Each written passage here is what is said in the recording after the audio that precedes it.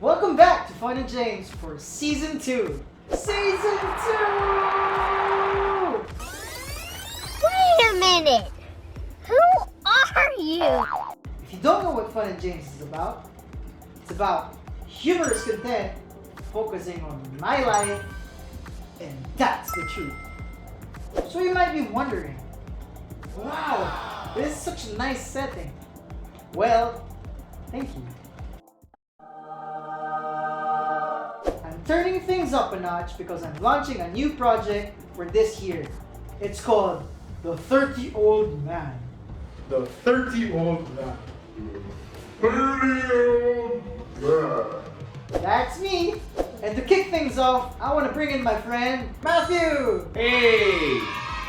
So before we get started, hey Matt, can you introduce yourself to our friends? Hi, I'm Matt, and I'm one of James' oldest friends. And right now, I work as a photographer and creative director for 2 studios that I own. Big time. So, you know what this project's about, Matt?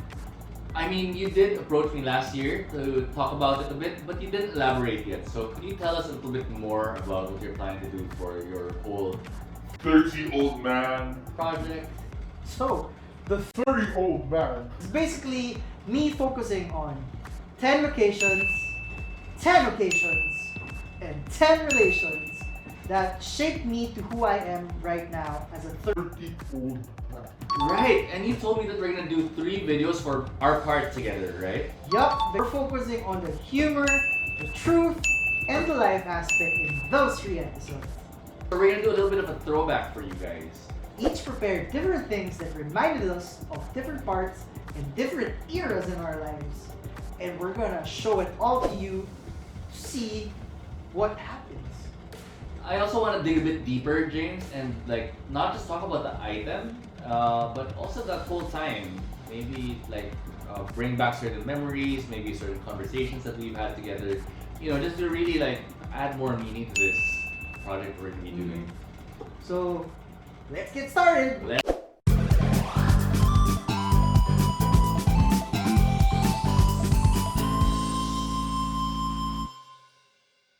So we each prepared 2 different bauls containing some of our stuff.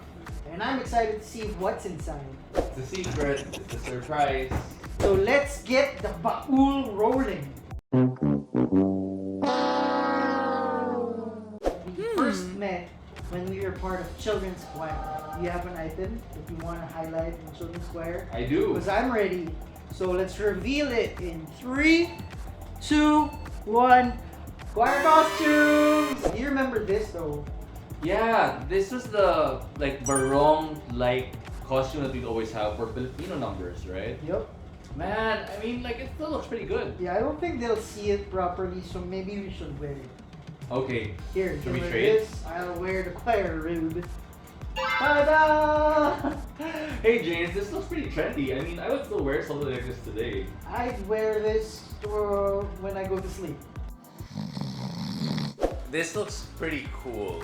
Yeah, I haven't worn these in ages, and if I remember correctly, these used to reach all the way up here, so that just goes to show that I still grew. You know, like seeing these brings back so many memories. Yeah, I mean, what do you remember most about choir? The performances. I mean, we had to perform in church every Yeah, week. and these costumes, right? So, And we would have to project ourselves, right? Show confidence. So it really did help develop my confidence a lot. How about you? Like, what are the things in choir that you remember the most? it's really the fun memories and like the different things silly things that we did. Like, I remember wearing this costume. We came up with a spin-off for this song. Banal? Yes. Are you talking about Banal? Yes, like, of course, like being choir members, we sang mass songs, right? So Choir songs. we'd sing the great Hallelujah, but then we did a spin-off version of it. It was called Banal. Yeah, we called it Be Banal, and it goes like this. And we would have to do this, right? Yeah. Let's do it. So it goes like this. Be Banal. Bibi banal, bibi banal, bi banal, bibi banal, bibi banal. Hallelujah, hallelujah, hallelujah, hallelujah. Yeah, I can't believe I still remember that all these years. I mean, we sounded much nicer because we were still kids. We were sopranos, and then like puberty struck, and then We became best. now this is the voice that we sing in. Yeah, that was very developmental for me. Those years in choir were some of my most formative. It was great memories. Great memories, great people. But let's move on. After choir, what's next? All right, next. The interesting thing is that after choir, when we moved to high school, we became classmates for 4 years, and that's not something that you can plan. So more than just being like in the same high school, you're in the same class, right? And we got to see more of each other, not just through academics. That's true. I really remember the socials part of the high school experience. So there was a thing called soiree, which was a big thing for us, which was meeting girls from other schools. Ooh. What else was memorable, Matt? Well, the school fairs for me, I definitely remember. Yeah. Every year from grade 7, we would have a game booth that we would have to design and propose. Yeah, yeah. But my favorite school fair was the one we had in 4th year. Because, man, it really felt like we were the kings of the school, you know? Nagbasaan kami. Like, we played the water game. We were just Right. throwing water at each other, hosing everyone down. Yeah. It's crazy. In a playful way. Like, you know, it's like kids being kids. So another important aspect in our high school life was we were in the same org for 3 years for me and 4 years for you. Right. And actually, it's connected to choir because the person who introduced us to this org was one of our choir mates. Yeah. So the org is called YCLC, which stood for Youth Christian Life Community. I actually have memorabilia from that time as well. Me too. So, are you ready with it? Ready? Okay, so let's reveal it in 3, 2, 1. Is it the cross? Yes, it's the cross! I remember just wearing this every day in school. This is my main accessory. And it had 2 sides, the light side and the dark side. And I do remember also that if I was having a bad day, then you show the dark side, Yeah. like Christ commiserating with you, while the other side is like with your good days. So James, what were some of the most memorable parts of being in YCLC for you?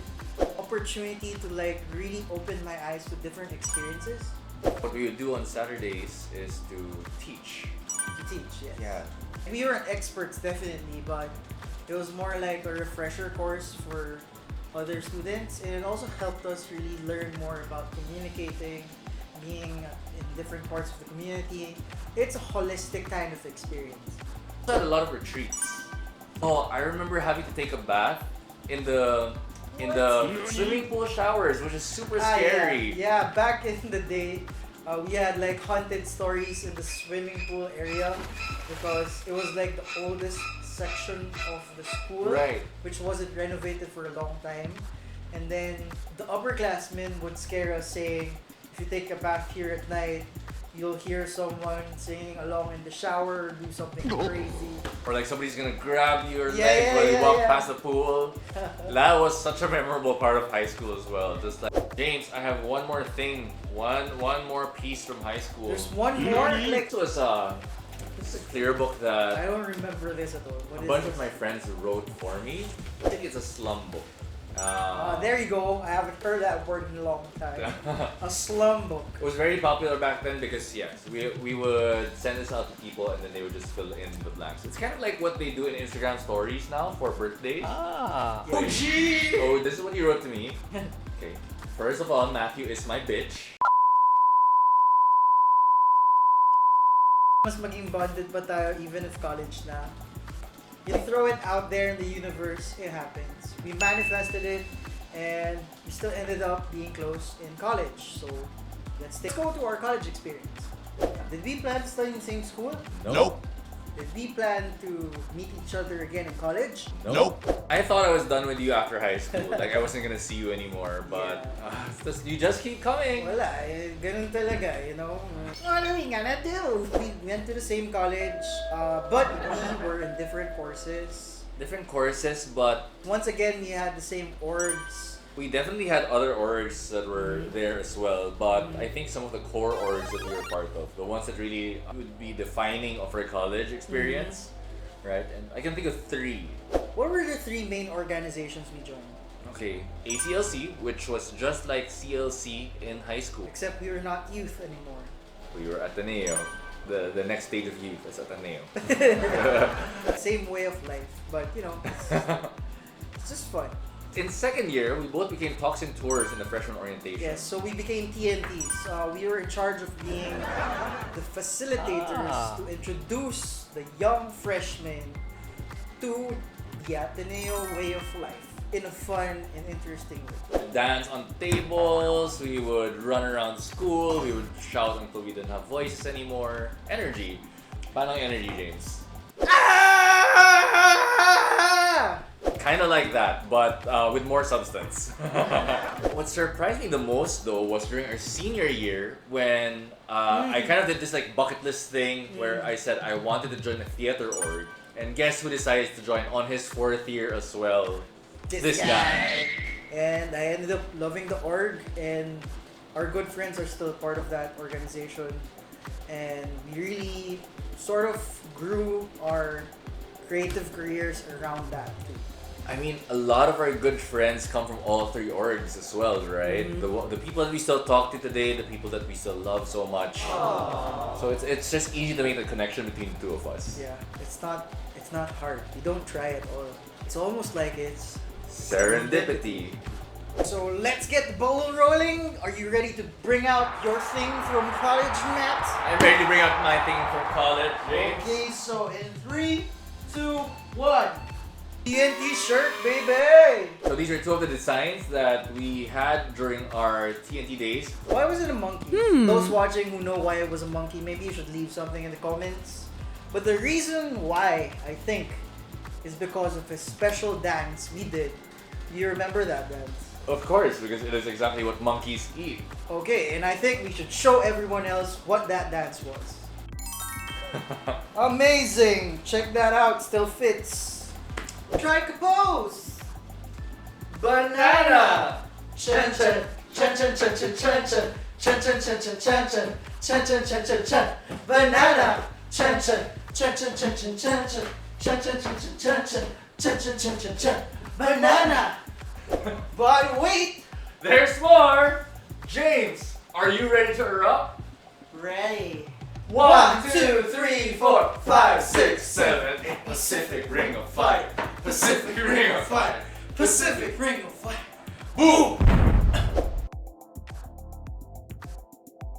Hey TNTs, you're a really cool cat. You got a lot of this, you got a lot of that. But don't be afraid of the boogie, man. Just stand up and chugga as fast as you can. Chugga up, chugga chugga, chugga chugga, chugga down, chugga chugga, chugga chugga, chugga left, chugga chugga, chugga chugga, chugga right, chugga chugga, chugga chugga.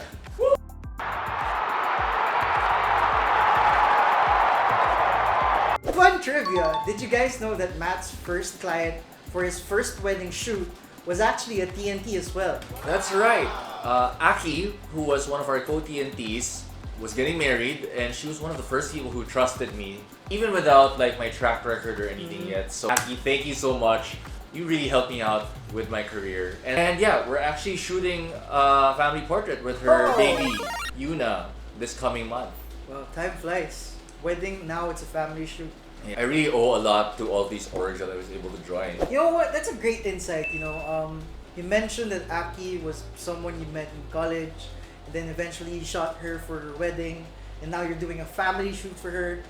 You just really see how, you know, connections really connect and still move on even after. It's just a matter of like reaching out and making it active. After graduation, like we were both in different courses and different industries, so yeah, we wouldn't see each other again after. Or so we thought. So cut to after college. And that brings us to the present. Obviously, it's not like college or high school where we'd see each other often. We bumped into each other, I think, because of an event where I was working at that time, and Matt was just like casually like attending an event. Right. And then you're like, dude, I haven't seen you in so long, and how are you and stuff like that, catching up. But it felt like even with how much time passed, it wasn't that unnatural. I remember it was an improv show. Which we both joined, actually, right? That's right. Yeah. He was a few years ahead. He joined this improv class. And then I joined the improv class too, just a few years ago. And then my instructor is actually one of his kabarkada, Dar. Dar, who is our classmate, but also his barkada, and also my professor. Yeah, so like improv was one of the new places that we were seeing each other again. Because you were exposed to that world, you decided to join the classes a few years after me. Actually, we even worked together because one of my barkada is James's business partner. Yep, my business partner, Benj Ilagan. What's up, Ben? Hala! Yeah, we got to work on projects together where you guys handle the social media and then we do the photo shoots for it. Yeah. It's really an energy pass kind of thing. So Matt's in charge of like making sure the photo looks good. And we're in charge of telling the story and why it looks good.